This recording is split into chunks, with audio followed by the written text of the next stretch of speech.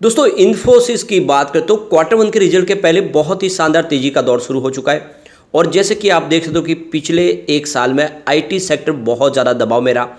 एक तरफ तो सेंसेक्स ऑल टाइम हाई के आसपास और दूसरी तरफ इन्फोसिस हो या फिर आईटी के दूसरे शेयर वो बहुत ज़्यादा डिस्काउंट में मिल रहे। ऐसे में अब एफआई ने अपने राडार पे ले लिया है आईटी शेयरों को, स्पेशली इन्फोसिस जिसकी प्रदर्शन काफ़ी अच्छा है कारोबार के मामले में, लेकिन स्टॉक की प्राइस उतनी शानदार नहीं बढ़ी। और अब जैसे कि अपने ऑल टाइम हाई से भी बहुत स्टॉक नीचे है, आने वाले समय में एक नई हाई इन्फोसिस बना सकता है। और रिजल्ट में भी इस बार पॉजिटिव संभावना रहने की उम्मीद है, क्योंकि दूसरी कंपनियों ने भी रिजल्ट ठीक ठाक बताए, तो उस हिसाब से भी यहाँ पे खरीदारी शुरू हो चुकी है।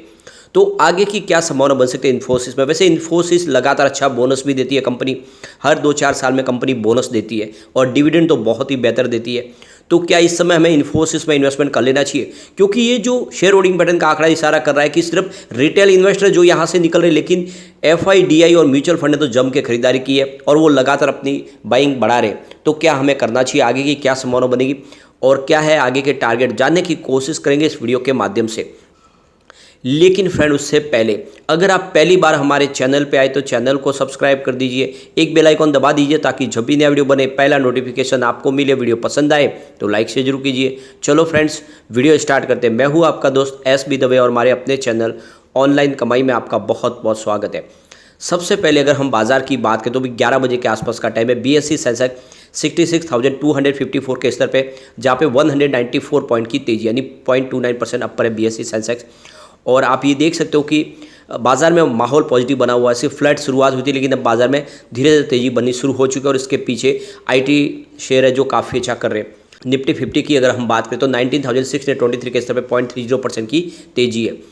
यहाँ पे अगर हम इन्फोसिस की बात करें तो बहुत ही शानदार तेजी है। स्टॉक की शुरुआत 1425 पर हुई, यानी फ्लैट शुरुआत हुई। जो क्लोजिंग थी फ्राइडे की वहीं पर शुरुआत की, लेकिन जो हाई है वो 1458 का है, यानी काफ़ी अच्छा स्टॉक दौड़ा।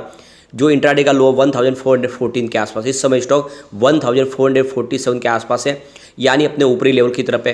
1.54% की शानदार तेजी बनी हुई है। अब यहाँ पे हम पिछले एक साल के हिसाब से देखें तो इन्फोसिस में फिलहाल जो गिरावट का माहौल है वो मात्र 2.76% का रह गया है, यानी आप देख सकते हो कि लगभग वही प्राइस आ गई जो साल भर पहले थी। अब इसमें गिरावट थमने लगी है।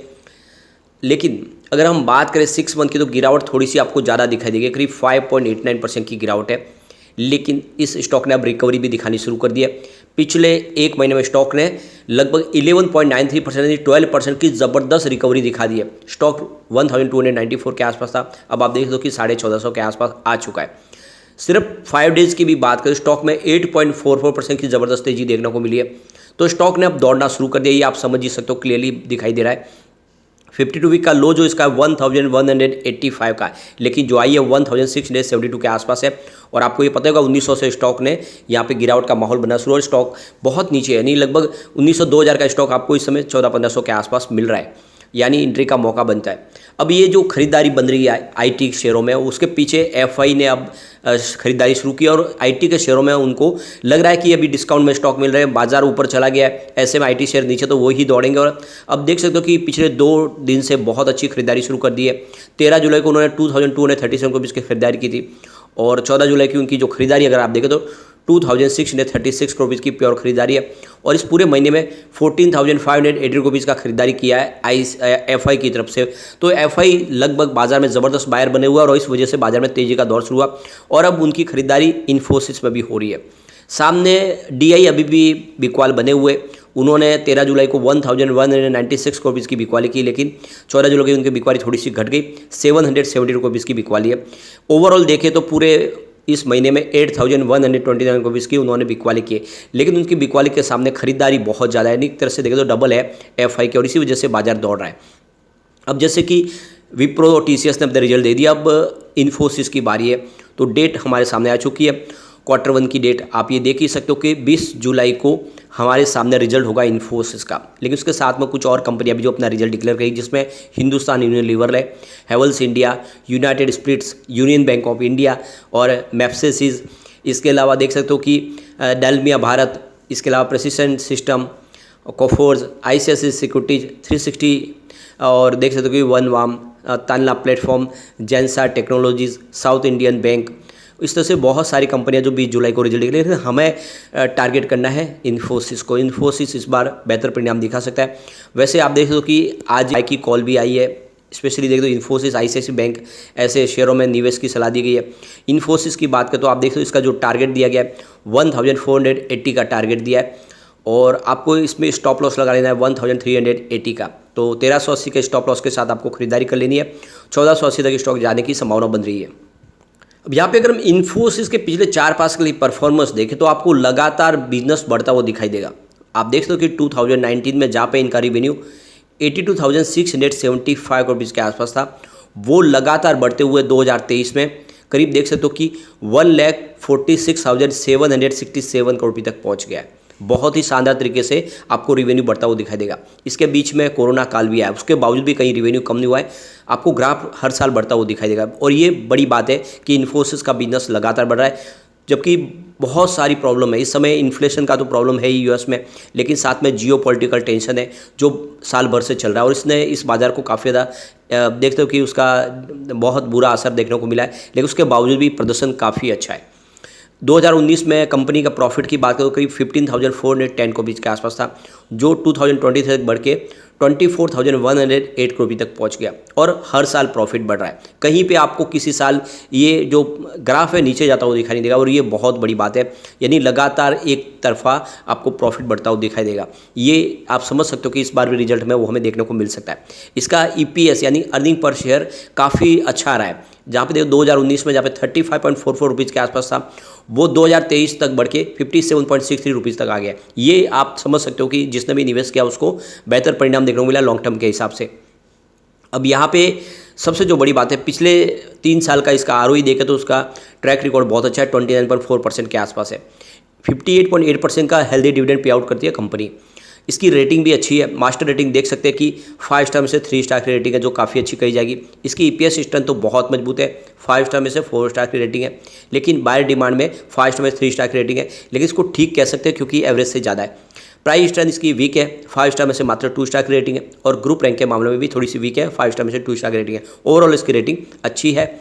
अब यहाँ पे अगर हम इसके बोनस की बात करें तो कंपनी ने लगातार अच्छा बोनस दिया। 1994 में 1:1 के रेशियो में बोनस दिया था, उसके बाद 1997 में 1:1 के रेशियो में बोनस दिया, फिर 1999 में 1:1 के रेशियो में बोनस दिया, यानी लगातार एक साल के बाद एक साल बोनस दिया। फिर 2004 में वापस 3:1 के रेशियो में बोनस दिया, 2006 में 1:1 के रेशियो में बोनस दिया, फिर 2014 में 1:1 के रेशियो में कंपनी ने बोनस दिया, फिर 2015 में यानी 2 साल लगातार 1:1 के रेशियो में बोनस मिला, और फिर 2018 में 1:1 के रेशियो में बोनस मिला। उसके बाद में कोरोना आ गया, और अब देख सकते हो कि ऑलरेडी बहुत सारी प्रॉब्लम है इस सेक्टर को, इस वजह से बोनस दे नहीं पाई कंपनी। लेकिन मुझे लग रहा है कि जल्दी 2023 में या फिर 24 में कंपनी बोनस जरूर देगी, क्योंकि बहुत अच्छा ट्रैक रिकॉर्ड है। तो ऐसे में आपको इस बोनस के लिए भी इसमें इन्वेस्टमेंट जरूर कर लेना चाहिए। साथ में कंपनी बहुत शानदार डिविडेंड देती है, और हर साल कम से कम 2 बार डिविडेंड मिलता है। अब कोरोना के पहले तो साल में 3-4 बार मिलता है, लेकिन अब कोरोना के बाद 2 बार तो मिलता ही है। आप देख सकते हो कि 2022 में भी 320% और 330% का 2 बार डिविडेंड मिला, और 2023 में भी एक बार 350% का डिविडेंड ऑलरेडी ऐलान हो चुका। तो आप देख सकते हो कि काफ़ी शानदार डिविडेंड भी मिलता है, और ऐसे स्टॉक में इन्वेस्टमेंट करी है जहाँ पे सुरक्षित निवेश भी हो आपका। अब आप देखते हो कि प्रमोटर ने भी अपनी होल्डिंग को बढ़ाया है।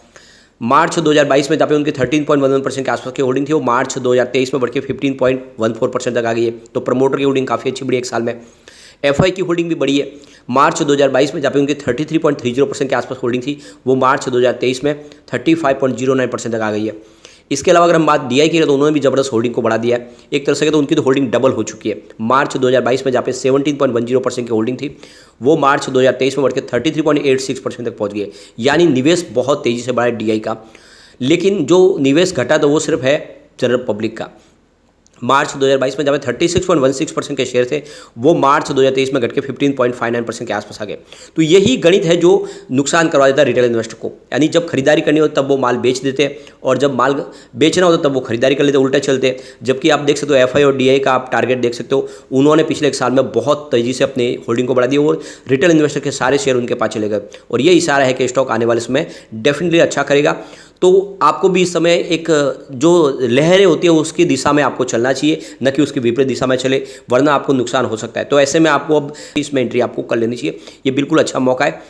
और आप इसको 2-5 साल के लिए होल्ड कीजिए, जो ऑलरेडी 2000 तक तो जाके आ चुका है। तो जैसे ही बाजार का माहौल पॉजिटिव बनेगा और जैसे जियोपॉलिटिकल टेंशन भी कम होगी, तो ये स्टॉक आपका जो रकम है उसको दुगना कर सकता है। यानी 3000 का टारगेट आपसे आराम से इसमें देखने को मिल सकता है अगर आप 5 साल के लिए इसको होल्ड कर लेते हैं। लेकिन फ्रेंड, कोई भी इन्वेस्टमेंट करने से पहले अपने फाइनेंशियल एडवाइजर से बड़े ले ले या अपना खुद का रिसर्च करें, क्योंकि मैंने वीडियो आपके एजुकेशनल पर्पज़ के लिए ही बनाया। वीडियो पसंद आए तो लाइक से जो कीजिए और चैनल को सब्सक्राइब कर दीजिए।